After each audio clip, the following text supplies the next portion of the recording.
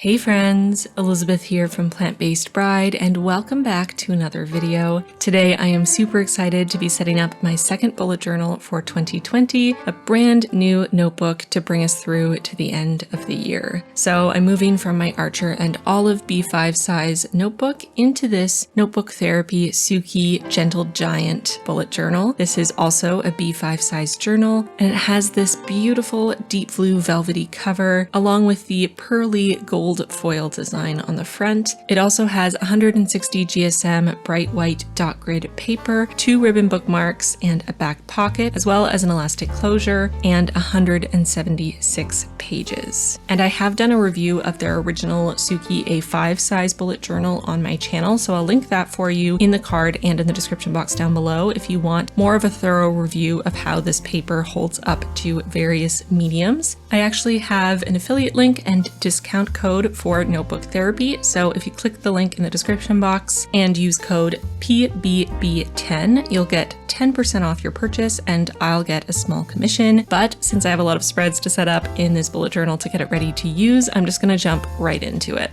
I want to say right off the bat that you do not need any of these spreads in your bullet journal if you're setting up your own. These are just the spreads that I want, the spreads that work for my life. And the great thing about a bullet journal is that you can adjust it to fit whatever it is that you need or want. I would highly recommend you go check out my How to Start a Bullet Journal video if you're new to bullet journaling. I'll link that one in the card and in the description box as well. So as you all might know, if you've been around here for a little bit, I've had this running theme throughout 2020 of having gold accents. And my new bullet journal setup for January of 2020 had sort of an Art Deco 1920s vibe with black and gold. And I wanted to keep it consistent because I do plan on continuing my use of gold throughout to the end of 2020, but I didn't want to do Art Deco again, and I didn't want it to feel too samey to how I did my last bullet journal setup. So I decided to still keep it feeling vintage, but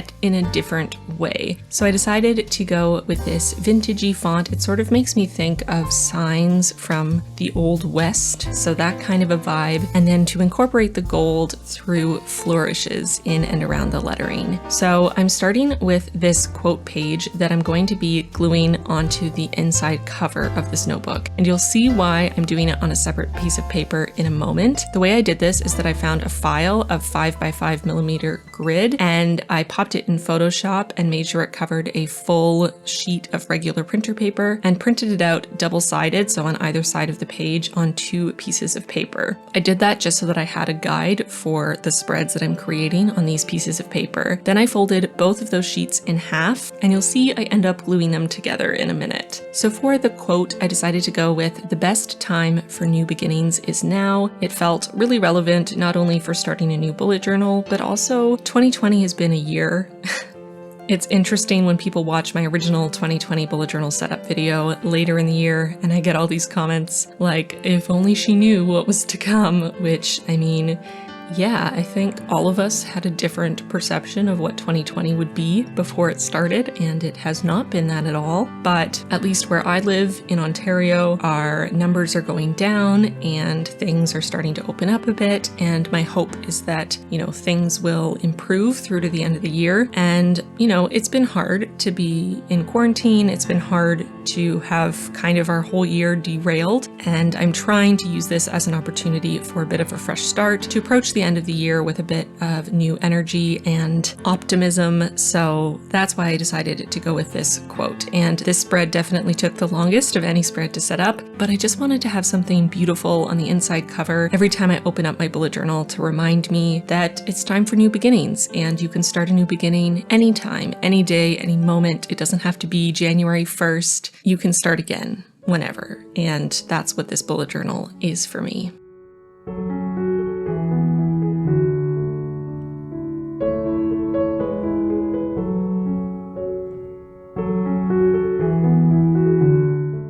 So putting that aside, I'm moving on to the 2 other spreads that are going to live on the inside cover. And this is something new I'm trying in this bullet journal. I wanted to have easier access to a few spreads. So for the inner cover, I wanted to include the ideal day spread and my goals spread. And the reason for this is that the way I'm going to be inserting this into the cover, the ideal day spread will actually flip out and be visible no matter where I am in the notebook. And I like the idea of that so that I can reference it no matter what, and I can use it as a guide to try to keep me on track with a general schedule. Working from home, as I'm sure even more of you are aware of now than before, can be hard. You know, it can be hard to stay on track. You can get lost in a task, and before you know it, it's been 10 hours and it's the middle of the night. So I wanted to have my ideal day more accessible no matter where I am in my bullet journal. Other than the new placement, this spread is staying basically identical to how it looked in my last setup. I really liked not only the style of the setup, but the actual schedule I gave myself. So I made it pretty much exactly the same. So nothing too exciting there, but as I've said before, once you find something that works for you in your bullet journal, there is no shame in repeating it forever. If it works for you, it works for you. You don't have to reinvent the wheel, okay? You don't have to try a new spread just to try it. You don't have to do a different layout just because you feel you should. If something works for you, it works for you, and you can stick with it. I also decided to put my goals here, just easy to reference, and I just went through and picked a couple goals that I thought were doable considering the state of the world. A lot of my goals or bucket list items that I chose at the start of 2020 have become not practical to actually achieve this year. So I kind of rethought my goals and tried to pick things that were a little bit more doable. Once all the spreads are done, I'm going to glue them together. So I'm gluing the 2 sheets of paper together so they sort of nestle in so that the ideal day and goal spread are on the inside and the quote page is on the outside. And then I'm going to glue that entire bundle to the inner cover, placing it as close to the center as I can so it looks nice, but also so that when I flip it open, I can see all of the ideal day spread, even with other pages in front of it. I'm really excited about this. Let me know in the comments down below if you like this idea. Let me know what spread you would want on your little flip out extra flap. I'm really curious to know what spreads you find yourself referencing most often. Now moving on to the other side of the inner cover, I'm just adding my name and a little gold flourish underneath that. I'll also be adding my phone number once I'm done filming because better safe than sorry, knock on wood. But if anything ever happened, if you ever misplace your bullet journal, you want to make sure that whoever finds it has a way to contact you. But also safety first, and don't share your phone number on the internet. Moving on to the next spread, I'm setting up a little area to track the months that I'm actually using this bullet journal, and I decided to create sort of a porthole style design, which is sort of nostalgic for me because I used to live on a cruise ship working for Disney Cruise Line and I had a porthole in my room, so it always makes me feel a little homey. And then on the right page, I'm creating the cover page for this bullet journal. So I decided to create a full page design that said 2020 continued. So again, going with the same style font, sticking with my black for the lettering and then gold for the decorative accents. As always, every single supply I use in this setup will be linked in the description box down below, so check that out if you have questions about any of the supplies I'm using. I'll try to be clear about labeling them so it's easy to find everything, and of course, if you have questions, just leave a comment and I'll be sure to get back to you. I'm having a little bit of fun with the font for continued, making it a little more whimsical, and then adding all my gold details, of course, with my gold gel pen, and then going over those details with my gold watercolor.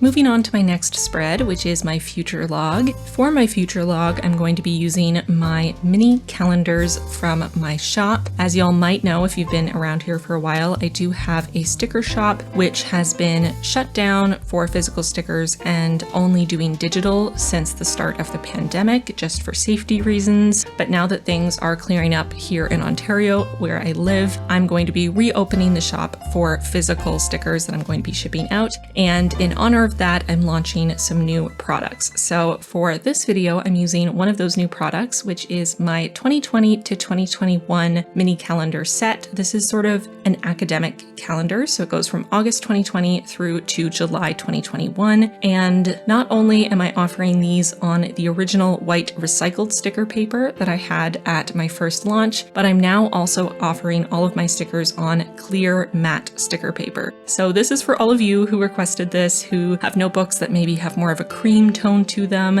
As of now, when this video has gone live, the 2020 through 2021 mini calendar set and the full 2021 set from January through to December 2021 are up on my website. I also have plans for more stickers to add in the next couple weeks. I am working on them as fast as I can, including full sheets of a single month, which is something that has been requested quite a bit. So watch this space if you're interested in getting some of these new designs. The easiest way to get updates is to follow me on Instagram. I'm always posting what's going on over there. There's a link in the description box, or you can also go to my Plant-Based Bride website and sign up for the newsletter. I will be sending out an email newsletter when all the products are up and ready to go. Don't worry, I will not spam you. I have not sent any emails to the newsletter yet, and I plan on staying very minimalist about it, only sending out emails when there's a big announcement or a new collection is launching. Next up is my grid spacing spread, which I always make sure to set up in a new bullet journal, especially when you're switching types of bullet journals or to a new size or a new brand. It's so helpful to know the dimensions of your page, how many dots and spaces you have horizontally and vertically, and some of the most common divisions you can make. This makes making new spreads so much easier, let me tell you. If this is going over your head or you're super confused about what this spread is, how you set it up, how you use it, I actually made an entire video dedicated to this spread because I got so many questions about it. So I'll link that video for you in the description box so you can go watch that if you want to know all about grid spacing spreads. On the other page, I'm setting up a Patreon tracker, which is actually a brand new spread I haven't done before in my bullet journal. I've added a new tier to my Patreon, which is a book club tier, and I've added some new rewards in the past couple months, like digital wallpapers every month. I just wanted to make sure that I had one place where I could track all of the benefits that I am creating for my patrons each month, just to make sure I stay on top of them and I don't miss anything.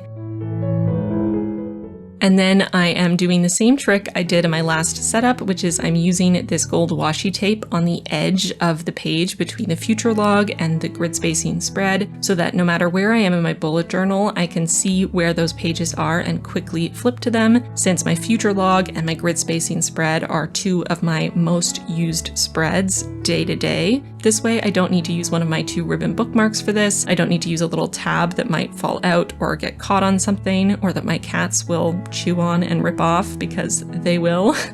Moving on to my next spread, which is my video Kanban board spread. This is another spread that I have been using for a while, and I also have an entire video explaining how you can use a dynamic Kanban board within your bullet journal to track projects of any kind. I specifically use them to track my video production, since that is my job, but I used to use my Kanban board to track projects at work when I was working as a supervisor at a smoothie bar. I've heard of people using them as teachers, as office managers. There are so many applications for this. So again, that video will be linked in the description box if you want to learn all about how to use a Kanban board in your bullet journal. I highly recommend them. They are awesome. The next spread I'm setting up is my want, need, waiting on spread. This is basically identical to the last time I set this up because it works for me. Again, no need to reinvent the wheel. I use the left side, the want and need sections, just to write down things as I think of them, whether it's something I want for my house, like a new plant that hopefully my cats won't destroy,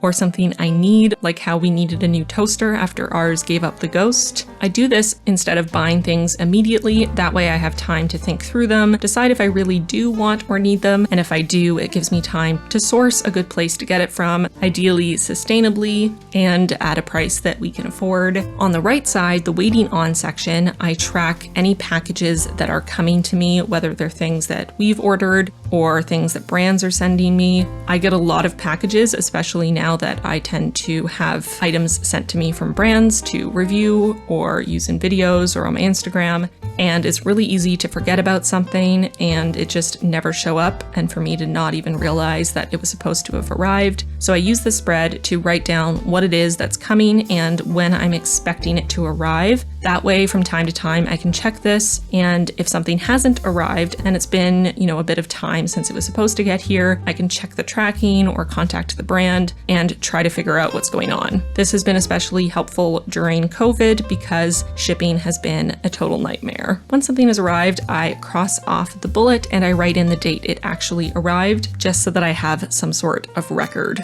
Now onto some more personal spreads. So this 2-page spread is going to include my period tracker on the left side and my date night tracker on the right side. I love a good period tracker. If you are a human who menstruates, it is really important to understand your body, understand your cycles. I use an app to track things and I use FAM, but I also like to track my period and ovulation and some symptoms in my bullet journal. This is once again very similar to my period tracker from my last setup because I really liked how that worked. So for this, I just put the months along the top and then I add the number of dots as there are days in each month. And then as I go through, I can track symptoms. I typically do either a diagonal line one way or the other, or an X to track different symptoms, an open circle for ovulation, and then a closed circle or just a bigger dot on the days that I am menstruating. So I just really like the visual overview I get once this is filled in, to look at it and see the length of my cycles, to see symptoms and how they react to different points in my cycle. For the date night tracker, this is pretty simple. I just write out date ideas on the right side, and then once my husband and I have done the date, I can mark what month it was and draw a line across and cross off the bullet. This is a very similar layout to how I use my rolling weekly task lists, if you're familiar with that. And I like having this spread. It's a good place to keep track of ideas we get, especially in 2020. We've had a lot of great date ideas that we just can't do because of circumstances. So it's nice to have a place to write down those ideas so that we can make sure to do them once we can actually leave the house safely. And now we've arrived to the final spread of my setup, which is my reading tracker. This one's pretty different from my last reading tracker, and I had a lot of fun coming up with the concept and working on this one. So in my last bullet journal, my reading tracker was a bookshelf where I wrote the titles on the spines of books and painted them with gold paint as I progressed through the book. But I wanted to do something different this time, and I decided it would be fun to recreate the little sleeves with the sign-out cards from library books at my school library. That seems very specific, but I'm sure most of you who have been in a school and ever borrowed a book from the school library will be familiar with these little sleeves. So I made these sleeves out of some poster board I had lying around. I cut out 2 larger rectangles and then 2 rectangles that were the same width but just slightly shorter. I glued the larger rectangles down on the page, and then the smaller rectangles I glued on top, just on 3 sides, leaving the top part open to create a little sleeve or pocket. Then I cut out 2 white rectangles from this white cardstock material, just slightly thicker, in a size that would fit in the sleeves that I created. I thought it would be fun to have a section for my name at the top, and then I'm just planning on tracking the title of the books I'm reading and then the date that I finished them. I think this is my favorite spread of this setup. It was just really fun to do, and I'm really excited to use it. And once I'd finished all that, I felt like it needed something else, so I thought it'd be fun to add return by due date on top of the sleeves. I feel like these sleeves always had some sort of vaguely strict message about keeping books clean and returning them on time, so this just felt perfect for the vibe I was going for. And with that, my whole setup is done. Yes, this did take me a while to do. I actually did this over the course of 3 days. I want to be honest with you, it did not take me 20 minutes to set up this bullet journal. If you're setting up a bullet journal and you don't have a lot of free time, I would definitely recommend setting up just the most basic spreads that you know you need. So maybe a future log or an index or a key, whatever it is you need. And then go ahead with using your bullet journal day to day the way you normally would, because you can add more of these collection style spreads throughout your bullet journal whenever you want. You don't have to add them all at the beginning all at once when you set up your bullet journal. I like to start off that way because I like to get a lot of the spreads I know I'm going to want to use in there at the front so they're easier to find. But I'm constantly adding new spreads throughout my bullet journal as I think of them, so try not to worry about that. You don't have to set it up all at once. So I hope you enjoyed this setup. This was a really fun one for me to do. I'm happy I went with something other than Art Deco, but still kept it with a vintagey sort of vibe. I want to take a moment to thank my patrons for their support and for voting on which notebook I should use for this setup. We have some new patrons that I want to thank: Amanda, Mathilde, Brianna, Kate, Janine, Liz, KJ, and Michelle. Welcome all of you to the squad. We are so excited to have you. If you at home want to join the squad, feel free. There's a link in the card and in the description box down below. And with that, I'm gonna get going because this video is pretty darn long. I hope you enjoyed it. Give it a like if you did, subscribe if you haven't already. We are starting to get very close to 100,000, and that's basically all I've ever wanted in my life. So if you're watching this and you're not subscribed, please subscribe and help me get to my goal of 100,000 subscribers. That would make me really, really happy. It would be amazing. So if you've been watching my videos but you haven't subscribed yet, I know that is many of you because I see the analytics that tell me that a lot of people who watch my videos are not subscribed. So subscribe, join the fam, we would love to have you, and I will see you very soon in my next one. Bye friends.